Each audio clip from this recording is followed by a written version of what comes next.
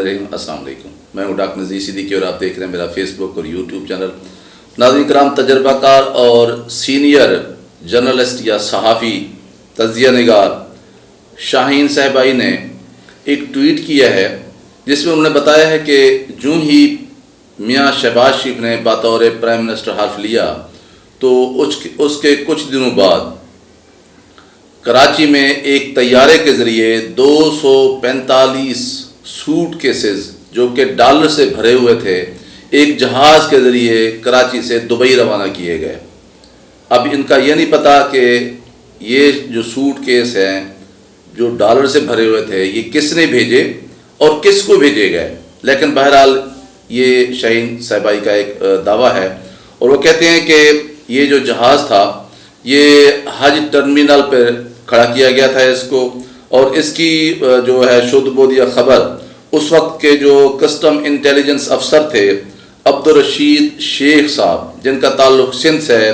और वो 21वें या 22वें स्केल के अफसर हैं, उन्हें पता चल गया तो फिर उनको फौरी तौर पर जो है वो नौकरी से और ओहदे से ही बरतरफ कर दिया गया। इसके बाद यह है कि सिविल एविएशन अथॉरिटी के जिन अफसरान को इस चीज़ की खबर हुई उन्हें भी जो है वफाक ने सिंध से वापस जो है बुला लिया ताकि इस केस की मज़ीद तफ्तीश या तहकीक ना की जा सके। नाज़रीन करम, आप जानते हैं कि माजी में भी मॉडल जो अयान अली थी उनसे $5 लाख जो है वो बरामद किए गए थे और दौरान तफ्तीश उन्होंने इंकशाफ किया था कि उसकी तरह दर्जनों ऐसी ख़वातीन मज़ीद भी हैं जो ये काम करती हैं और ये पॉलिटिकल लोग हैं, पॉलिटिकल फोर्सेस हैं जो जिनके ये एसेट्स या पैसे होते हैं और वो यहाँ से दुबई या दूसरे मुल्क में लेकर जाती हैं। और पूरा पाकिस्तान का बच्चा जानता है कि हमारी जो महरूमियाँ हैं, हमारी जो मुफलसी है, हमारी जो गुर्बत है, उसमें हमारी इन क़यादत जो हमारी ये पॉलिटिकल एलीट क्लास है इनकी लूट मार का बहुत बड़ा अमल दखल है। पाकिस्तानी कौम जो है वो दिन ब दिन गरीब हो रही है और ये जो हमारी एलीट क्लास है ये दिन ब दिन अमीर हो रही है। गरीब के बच्चे के लिए तो सेहत और तालीम की कोई ना तो सहूलतें हैं ना वसाइल हैं, जबकि ये जो बड़े लोग हैं ये मनी लॉन्ड्रिंग के ज़रिए मुख्तलिफ किक बैक्स के ज़रिए पाकिस्तान के वसाइल को लूटते भी हैं और फिर जाकर ये दुबई जैसे एक महफूज मुल्क में अपनी इन्वेस्टमेंट भी करते हैं। अब तक जो खबरें आई हैं उसमें यह है कि जो दुबई में जिन लोगों ने इन्वेस्टमेंट की है, सरमायाकारी की है, उनमें 10 ऐसे पाकिस्तानी भी शामिल हैं जिनकी सबसे ज़्यादा जो है दुबई में सरमायाकारी है। तो किस कदर से तमज़रीफ़ी की बात है कि पाकिस्तान के लोग तो भूखे मर रहे हैं, अद्वियात के पैसे नहीं हैं, हेल्थ नहीं है, एजुकेशन नहीं है,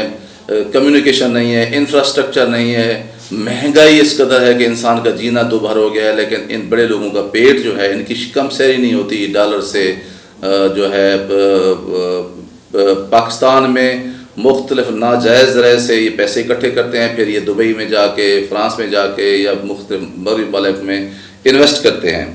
अब बहुत अच्छी बात है कि इलेक्शन कमीशन ने इमरान खान और PTI की जो चंदे की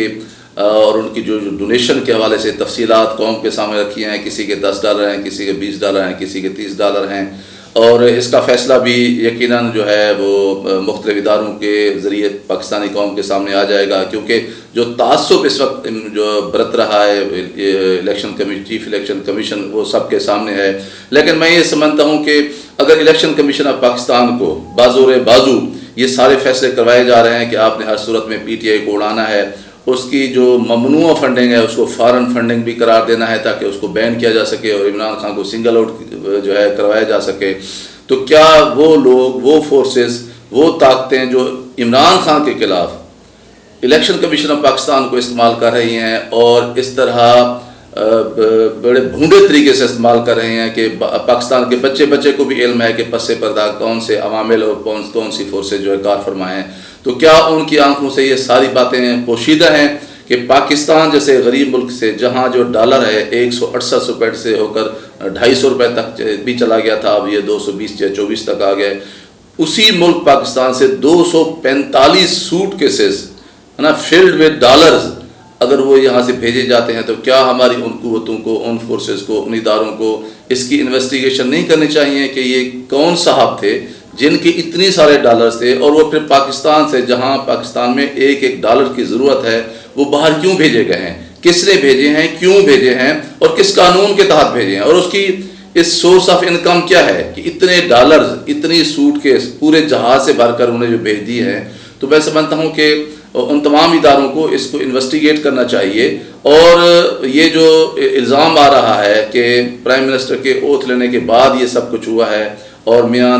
شہباز شریف نے جو ہی اوتھ لیا ہے اس کے چند دنوں کے بعد کی بات ہے, تو حکومت کو بھی اپنی پوزیشن جو ہے واضح کرنی چاہیے. اگر آپ خاموش رہیں گے تو لوگوں کے شکوک و شبہات جو ہیں وہ مزید بڑھیں گے. آپ جس قدر ایک گھیرا تنگ کر رہے ہیں عمران خان خلاف یا پی ٹی آئی کے خلاف بے بنیاد باتوں کے اوپر, وہ بھی پوری پاکستانی قوم سمجھ رہی ہے, اور ان کی ہمدردیاں جو ہیں عام پاکستانی کی وہ عمران خان کے ساتھ بڑھ رہی ہیں, پی ٹی آئی کے ساتھ بڑھ رہے ہیں, اور وہ سمجھ رہے ہیں کہ بھی ان کو وکٹمائز کیا جا رہا ہے. جبکہ اس کے مقابلے میں آپ اتنی لاکھوں کروڑوں ڈالر جو پاکستان میں غیر قانونی طور پر باہر بھیجے جا رہے ہیں, ان کی انویسٹیگیشن کرنے کے لیے نہ تو کوئی ادارہ آگے آتا ہے اور نہ کوئی متعلقہ فورم جو ہے وہ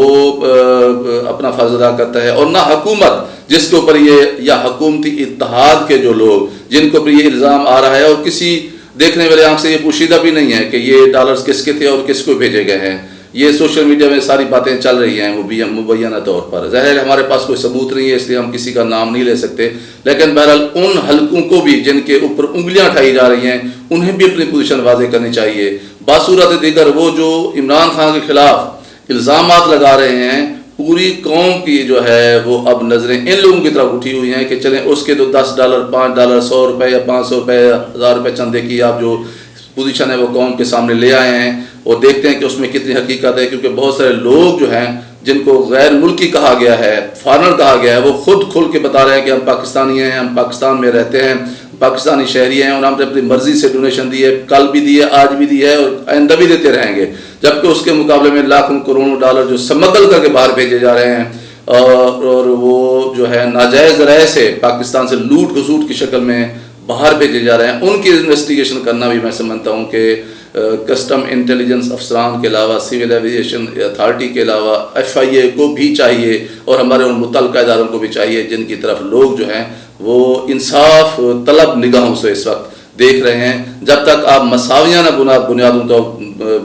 بنیادوں پر اپنا رویہ نہیں رکھیں گے, لوگ پھر انگلیاں بھی اٹھائیں گے اور لوگ شکوے بھی کریں گے اور لوگ تنقید بھی کریں گے. پھر آپ کو تنقید سہنے کا حوصلہ اور جگرہ بھی جو ہے نا پیدا کرنا پڑے گا. تو ناظرین کرام, آپ سے گزارش ہے کہ میرے اس ویڈیو کو زیادہ شیئر کریں اور گھنٹی کے بٹن کو ضرور دبا دیا کریں تاکہ میری تمام ویڈیوز آپ دوستوں کی خدمت میں پہنچ سکیں. اگلے ویلاگ تک اجازت. السلام علیکم.